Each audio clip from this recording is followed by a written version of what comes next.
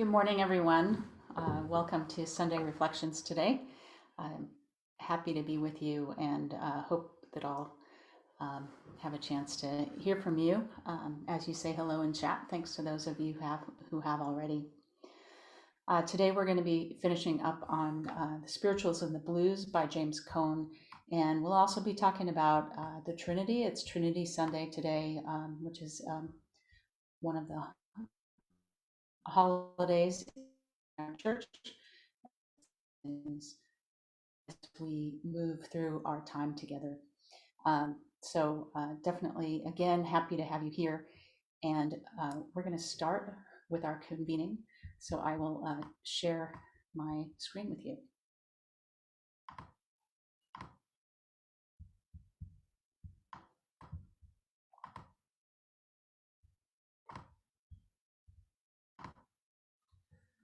All right, there we are.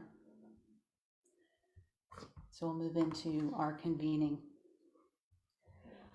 Blessed is every creature and creation, unique and particular, each a testimony to God. Through our diversity and differences, divinity is encountered. The glory of God is revealed in our midst. Extravagant and expansive is the image of God. Holy is the collage of life.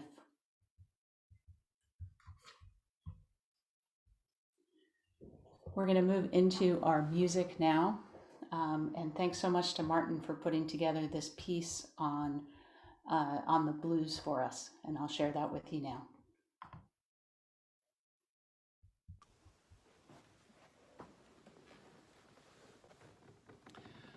The style of music we call the blues had its roots in African American spirituals and eventually morphed into something much more complex, jazz.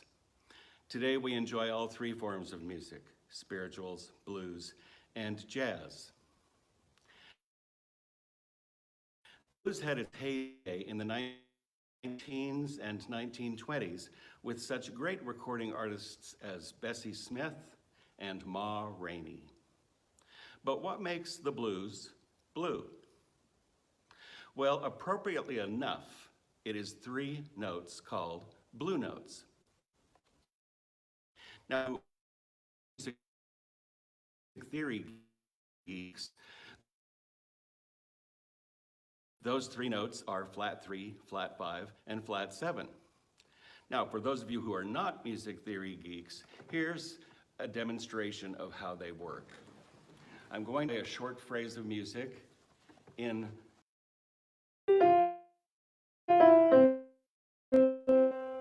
and one more time. Now let's add one blue note, the flat 7.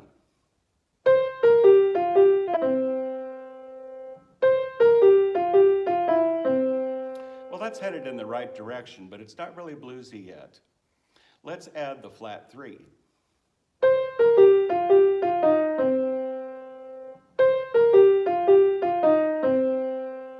That's a little more like it, but what really clinches the deal is the flat 5.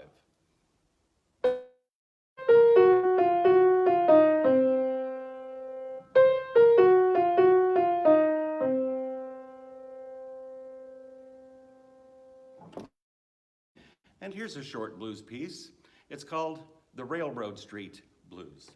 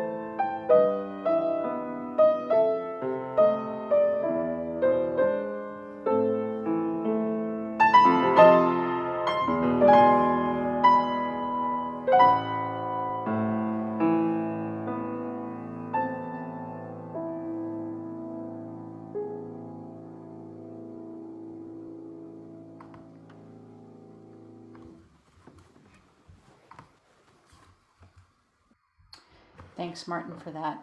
And I'll come back to talking a little bit about that. But first, please join me in prayer. God of multiplicity, you move fluidly among us without concern for boxes or binaries or the bounds of doctrine. Wild and free, you reveal yourself in an abundance of forms. May your Spirit come and help us to perceive. Amen.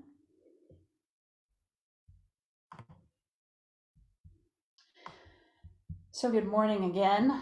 I've been having a few internet problems this morning, so if I seem a little bouncy, that's part of it, or possibly some of the coffee also. But it's great to see you, and thanks again to Martin for that blues introduction. For me, it's a bit of a full circle with our Saviors, the church here.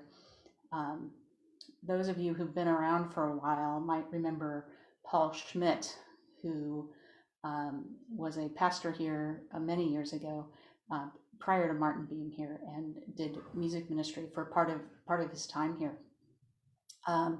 For some time, I took guitar lessons from Paul, and one of the first things that he taught me as I was beginning, I was a pure beginner when I started taking lessons, was the blues.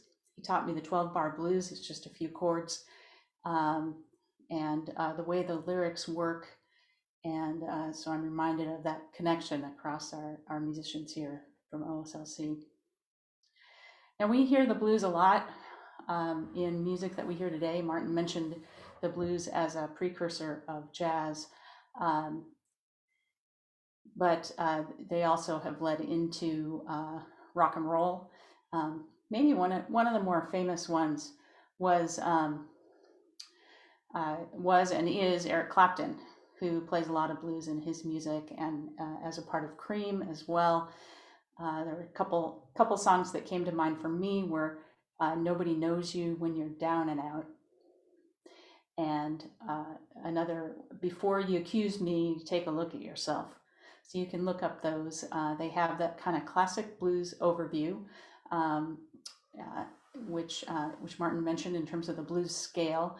Also, kind of a classic blues is a 12-bar blues. It has a certain formula of the chords, but also of the lyrics, where you repeat the verse, repeat the first phrase a couple times. So, before you accuse me, take a look at yourself. Before you accuse me, take a look at yourself. And then it has kind of a clincher in the third round. But also, those of you who know the White Stripes, Jack White also has a lot of references to the blues. And so a lot of classic rock, in addition to jazz, came out of the blues. But we'll go back to James Cone to talk a little bit about the origins of the blues and where it came from and what it means, what it might mean for us. The origin of the blues was in Black music, as we talked about. And then even before the blues, there were these types of songs called seculars. So I think it's kind of interesting that at the time that there were songs called spirituals, they also had songs called seculars. And these were during the times prior to the end of slavery. And so the songs that referred to God were called spirituals, and the songs that did not were called seculars. So we know from last week, Cone said that Black music tells us about the feeling and thinking of an African people and the kinds of mental adjustments they had to make in order to survive in an alien land. So the spirituals spoke about that with reference to stories from the Bible, and also sometimes talking about this idea of freedom that could be very particular. But seculars sang about this experience with no reference to God, no Bible stories, no sense of anything that goes beyond the experience in their present. So nothing outside of their present experience that might bring hope. And it was that part, the secular, that led into the blues. And Cohn says, like the seculars, the blues ignore God by embracing the joys and sorrows of life. They are secular spirituals. So they're secular in the sense that they confine their attention solely to the immediate and affirm the bodily expression. They're spirituals because they are impelled by the same search for truth of Black experience. So I want to emphasize that even though these seculars and then later the blues don't mention God, they are still searching for truth. And many of us might say that God is embedded in that truth that they were searching for. But the emphasis in the music that was created was, again, a quote from Cohn, free, continuous, creative energy as produced in song. All right, so we talked a lot about the spirituals. It wasn't quite last week, but 2 weeks ago. In the context that they were written, in the seculars that I mentioned earlier were also mentioned in that same, were also written in that same context, in the context of slavery. But blues were written in a different context. Slavery had ended. And sometimes, as Cohn writes, they were associated with the specific burden of freedom. So some of the things that were now difficult that they hadn't been able to do before. So the examples that Cohn gives, getting married, drinking gin, all those things, praising God on their own terms, and all those things happening in song.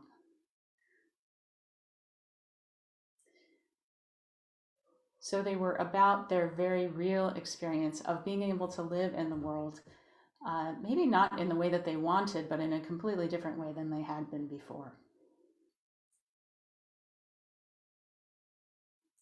And the emphasis in the blues, as it was in the spirituals, as I talked about, was this idea that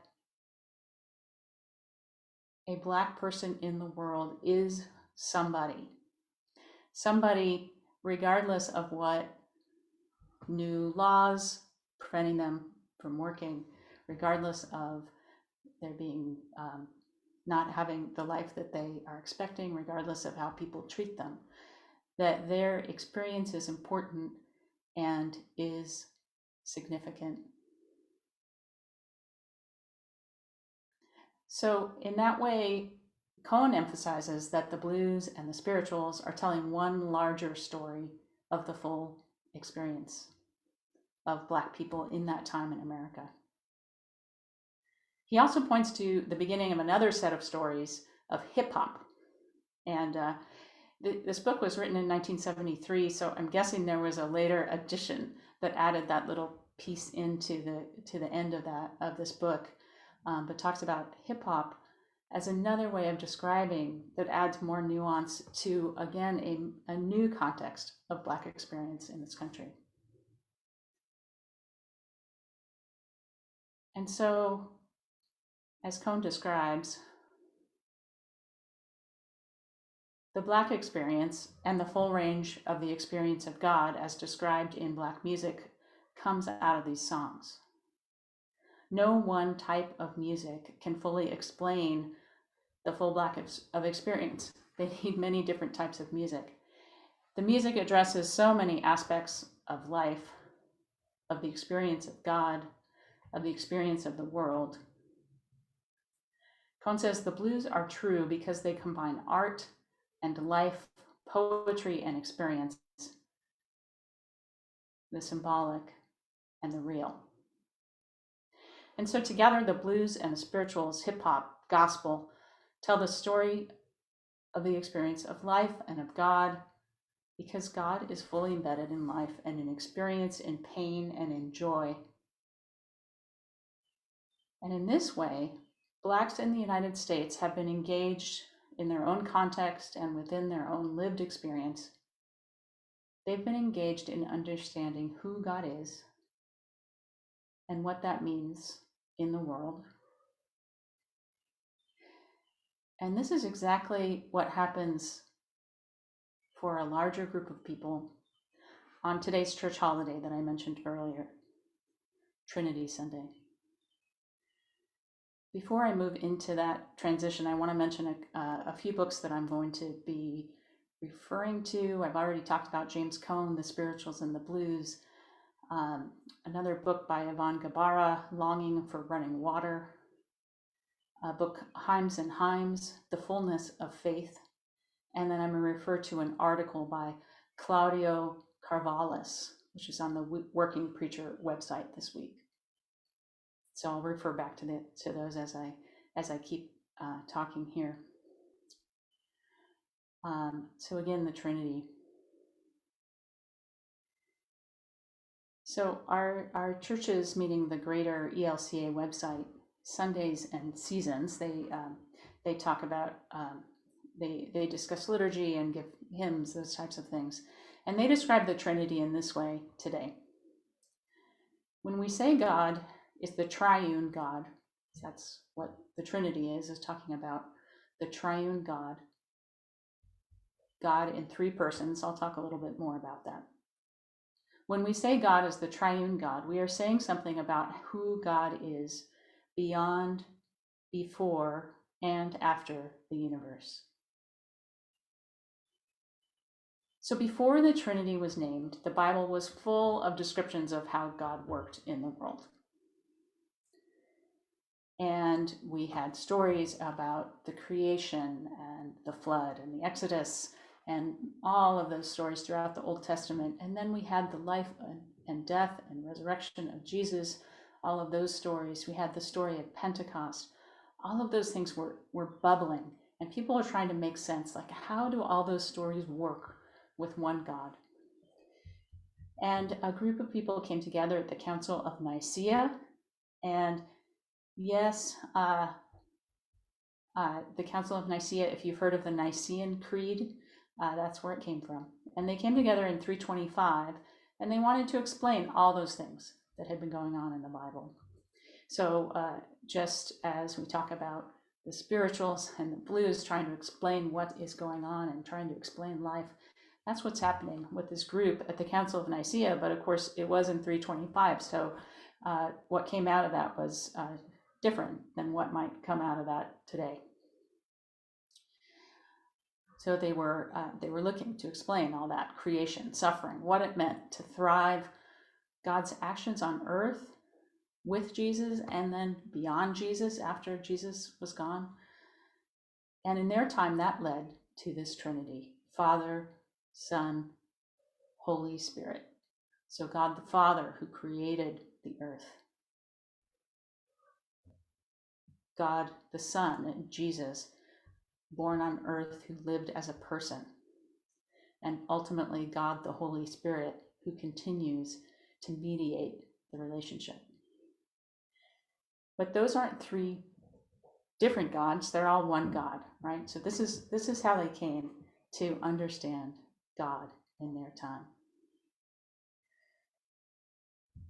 But there have been many other ways of describing God in totality. Early on, Augustine, so another one of the church fathers, or patriarchs or elders, Augustine wrote about what the Trinity is, and he described God in this way. It resonates for me, and you can try it on and see what you think about that. So he described the Trinity as God has these three aspects. God is the lover, God is the beloved, and God is the love between them. So God is the one who loves, the one who is loved, and love itself.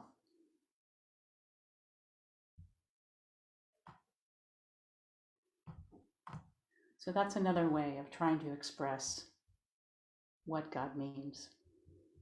All right, I'm going to share a little art, and then we'll move into what God what the Trinity might mean for us today. So let me move back to sharing my screen.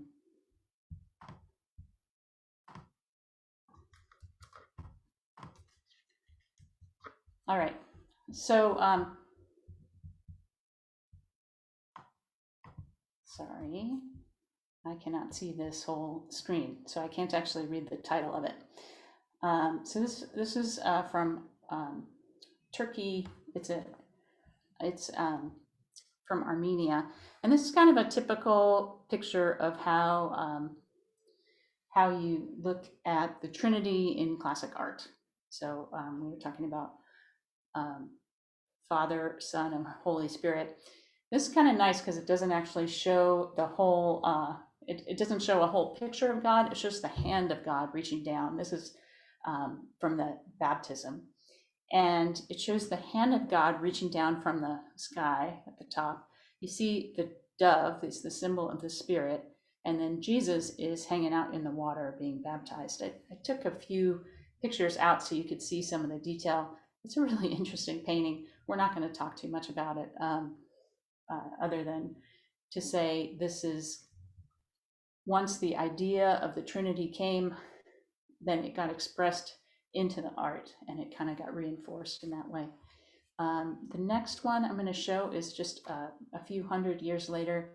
This is a very typical Trinity painting, right? Where you actually have this image of God as an old man, again, as part of the Trinity, God the Father as the old man, the dove as the Spirit, and then here is Jesus on the cross. And a lot of these images of Jesus in these in the art of the Trinity show Jesus in the midst of suffering. So I wanted to share that one. That was at the J. Paul Getty Museum. I'm not actually sure if it's on display, but that's just down in Southern California if you want to visit sometime, now that things are starting to open up. And then this is a more modern piece. It looks to me like it might be from a chasuble, kind of the robe that a pastor might wear during worship. But that shows, as you can see, an image of Jesus, again, still this kind of suffering Jesus. And then again, God the Father is the old man and the dove. So those are three kind of traditional across time presentations of the Trinity. I'm going to talk more about how different ideas of the Trinity come forward, but I'm going to show you a couple pieces of art before we get there. So this is an image from Trinity Church. The church was built in 1870. That's why 1870 is there. So it's not super old, 1870. But it's showing the three rings, and this is a symbol that comes from Ireland. This idea of the three interlocking rings as a way of explaining the Trinity, three different parts that are united and unique at the same time. So there's a lot of images on that. If you were to do a Google search of the Trinity, and look at the images, these would be some of the things coming up. And then finally, kind of a more modern idea is the idea of kind of forms that are dancing together. I say more modern in the terms of artistic presentation. It's something that has been talked about for a while. But here an idea of three people dancing in movement. You can imagine how this movement might be continuing, but this idea as a way of explaining the Trinity as three active and moving parts alive in the world. All right, so I'm going to stop there with the art and move on to talking a little bit about how we might think about the Trinity today. And I'm going to start by talking again about this idea that the Trinity is the way we see God. So Augustine saw God as love, right? That is in the Bible. It's actually in the gospel text that we'll be reading at the 11 o'clock service today.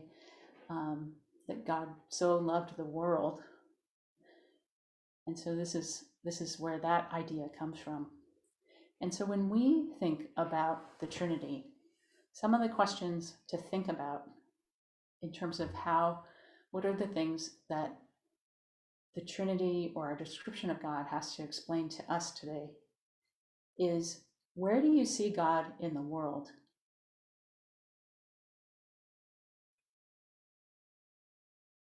And then, what is it that you need God to explain to you? Right? So this was something that came up in the spirituals and the blues, was how do you explain the way that I'm being treated? Right? Those are the kinds of things that you need to be able to explain in this image of God. And if there is a possibility of redemption in the future, that's one way of explaining suffering. And then the third thing is, what is it that needs to make sense? And that leads to different ways of explaining the core ideas of God as God relates to God's self. And so I'll bring in a quote from Carvallis at this point. It is how God moves, relates, dances, and manifests God's self in the world, always through relations. In many ways, the Trinity is an entanglement that keeps unfolding back and forth, a sign and metaphor for our own ways of living together, being different, and yet being a part of the same life. God, human, other beings, the earth, the rivers and oceans, the air, everything is a big relation of deep belonging and entanglements. So Carvallis really brings in some of the things that in our time we're starting to see around us. How we are all dependent upon each other. How God needs to be complex and in so many different ways and places. How the earth matters to us, the air matters to us, all of the people of the world, even those that aren't physically right near us. Something like that has to help us in the image. So another aspect of the Trinity today is this idea that we are made in the image of God. So the world and all of us are made in the image of God. And what does that mean that God needs to be? One thing that comes out of the original idea of the Trinity that seems to persist in most ways of thinking about the Trinity and how God looks now is the idea of how we are together. Gabara writes in the book I mentioned earlier, therefore, we need to reaffirm that the Trinity is the expression of the mystery, both one and multiple, that envelops us, that has made us what we are, and in which we participate. And I forgot to mention her earlier, but Will Gaffney, who is a theologian and scholar of the Hebrew Bible, she writes of some ways that we think about the Trinity now based on who we are. So she goes through a set of lists: author, word, and translator. Sovereign, savior, and shelter. Majesty, mercy, and mystery. Creator, Christ, and compassion. parent, partner, and friend.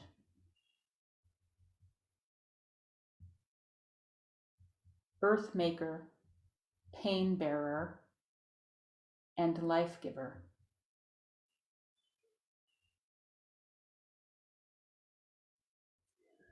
God who brings us to life, calls us to freedom, and moves between us with love.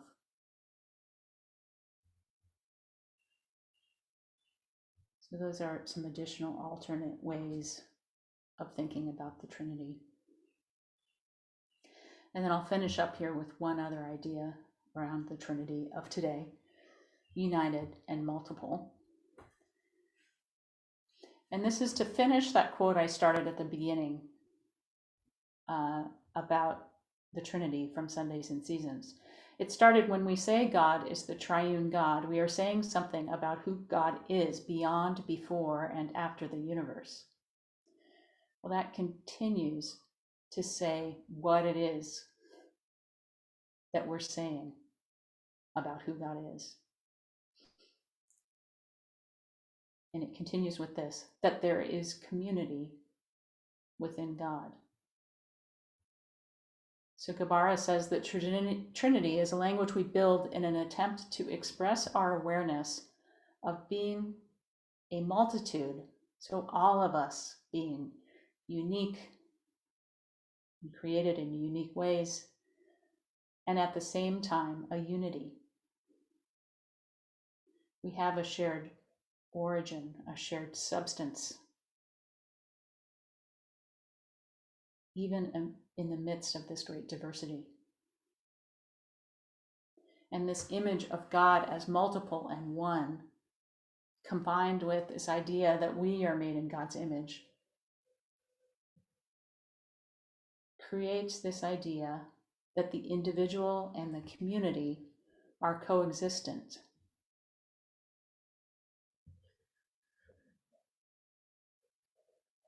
As Hymes and Hymes would say, there is no being apart from relatedness. The individual and the community exist together. And so we circle back to the spirituals and the blues as we finish up this idea of Trinity, and how James Cone says in his book that key aspects of the spirituality that come out of the spirituals and the blues, it comes out of that effort to describe God in the world. I mentioned these before, that a Black person is somebody, no matter what's happening in the world, created in God's image. The idea that hope will be fulfilled, and that community is how life is lived. Those are three things that need to be represented in that Trinity. So I hope you'll take some time to consider your own thoughts on those questions that I mentioned earlier. Those questions of where do you see God in the world? What is it that God needs to explain to you? And what is it that needs to make sense? And what does that mean for how the Trinity looks for you?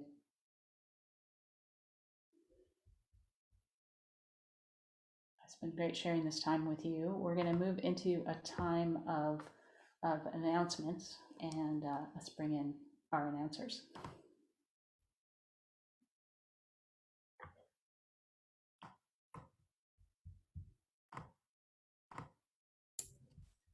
Hi, Sam. Hi there. Good morning. Good morning. How are we doing? Is everybody awake out there? The conversation's a good one. I'm awake. So that's good, and I have my coffee, so that's helped me. I saw your dancing coffee cup earlier, and that helped. All right, and I'm going to bring Mark Fensky in, who would like to start off our announcements. Good morning, Mark. Good morning. So we're about to start our announcements, and I will let you go for it, Mark. Okay, hold on a second. I'm getting a little bit of feedback. If you give me Okay. a second. Yep. Yeah, we can vamp a little. Sorry about that. So yeah, no, both you and Sam seem to have these great cameras going on this morning. So There we I'm go. just like stunned by that right now. Okay. And I had a camera issue this morning, so I'm just using my plain old computer camera. Yeah. So, Well, I'll go first. I just Great. wanted to pop on and I'll keep it short this week. I just wanted to make an announcement for everybody in the congregation that this next Sunday at this time will be probably in the midst of our annual meeting. Our plan is to have the annual meeting start after a shortened reflection time online, and the meeting will be completely online. It'll be by Zoom instead of Facebook Live, but when you get to the Facebook Live page, supposedly there'll be a link that you can go to, but the links will also be sent out by way of email. You can also go to the oslc.net website, and it will have a link to the Zoom connection for both the Sunday reflection next week, and that will lead you right into the annual meeting. And then this Thursday night, there is going to be a budget forum. The council is wrapping up its work on the proposed budget for next year. And we should be having by Tuesday, when the office reopens, we should be getting a link out so that everyone can see the proposed budget. And then on Thursday night at 7 o'clock, so it's this Thursday at 7 o'clock, we'll have a Zoom budget forum. It'll be led by Chris, and I'll be online, and probably some other council members to kind of go over the budget, answer some questions, and that'll be a preview to what's being presented at the annual meeting next Sunday. Great, thanks, Mark. Mhm. And Sam, I think you have a few more announcements. We have a couple other things coming at us at 5 p.m. on Memorial Day, which is this coming Monday. We've got a vigil. Pastor Dan will be there along with Laura Zucker. And there will be a few other presenters as well. And it's sponsored by the Lafayette Hillside Memorial. So if you're looking for the Zoom link for that, you're going to want to email Lafayette Hillside Memorial at gmail.com. And I will drop that email address in the comments on our live video today so that people can access that quickly and easily. We know Thursday through Mark that we've got our budget Zoom forum. So make sure you're there for that so you can ask questions and get some clarity. And then on Sunday, June 5th from 9 a.m. to noon, Project Peace will be doing their in-person service activity. There's details for that in the weekly email. And finally, on Sunday, June 6th, 9 a.m. reflections will be here. And then if I've got this correctly, we're going to shut down right around 9:20 so that we can move on to the annual meeting. Is that accurate?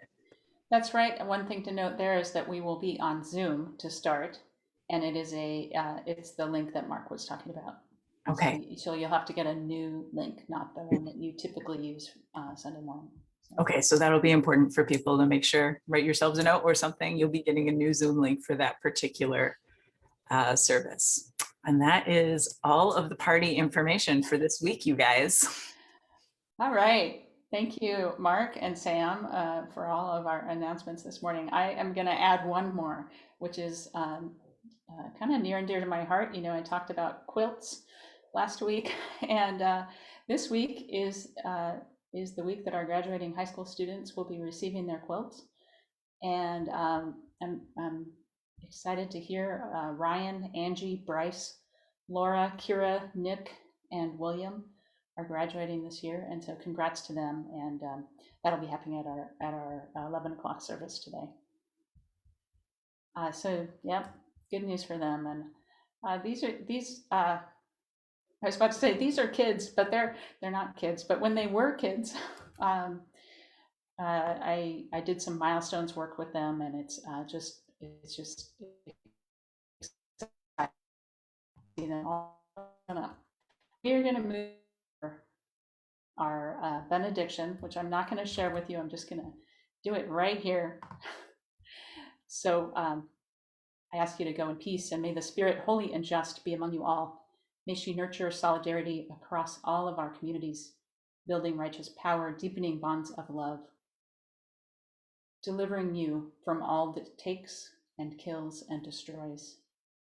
And so may you and all the earth have life and have it abundantly. Go with hope. Amen. Thanks, everyone, and feel free to join us on the coffee hour, which will be happening right now. So please feel free to join us.